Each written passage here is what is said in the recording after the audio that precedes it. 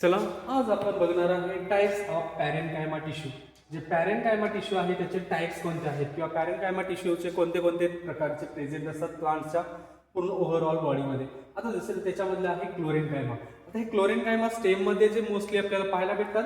आता हे क्लोरेनकायमा का आहे तर हे पॅरेन्कायमा सेल्स आहे त्याच्यामध्ये क्लोरोप्लास्ट ऑर्गेनेली प्रेझेंट असतात. ग्रीन कलरचे जे स्ट्रक्चर पाहायला भेटतात त्याच्यामध्ये काय असणार आहे तर क्लोरोफिल पिगमेंट्स आणि क्लोरोफिल पिगमेंट कंटेनिंग ऑर्गेनेली कोणते असते तर त्याच्यामध्ये क्लोरोप्लास्ट. तर या पॅरेन्कायमा सेल्समध्ये क्लोरोप्लास्ट प्रेझेंट असते म्हणून त्याला आपण क्लोरेनकायमा असं म्हणतो. एरेनकायमा का आहे तर हे पॅरेन्कायमा सेल्समध्ये एअर कॅव्हिटी प्रेझेंट असते. आपण त्याला जर एअर कॅव्हिटी प्रेझेंट असेल तर त्याला आपण एरेनकायमा म्हणतो. त्याच्यानंतर आहे मेसोफिल पॅरेन्कायमा सेल्स. आता मेसोफिल पॅरेन्कायमा सेल्स मध्ये जर पाहिलं तर हे आपल्याला लीव्स मध्ये पाहायला भेटतात आणि डायकॉट प्लांट्स मध्ये हे दोन टाईपच्या पाहायला भेटतात.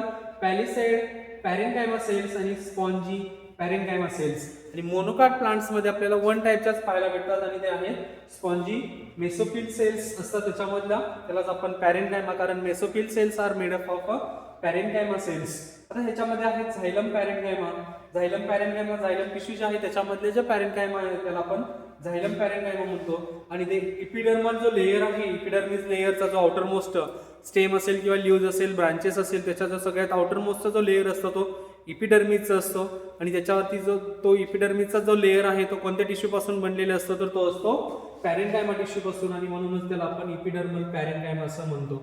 आणि हे जे इपिडर्मिस आहे त्याच्या आउटर साइडनं थिक वॅक्सी लेयर असतो आणि त्या वॅक्सी लेयरला आपण क्युटिकल असं म्हणतो जो की त्याच्या या इपिडर्मिस सेलच्या आउटर साइडला प्रेझेंट असतो. तर हे आहेत त्या पॅरेन्कायमा टिश्यू मधले त्याचे वेगवेगळे टाइप्स. ओके.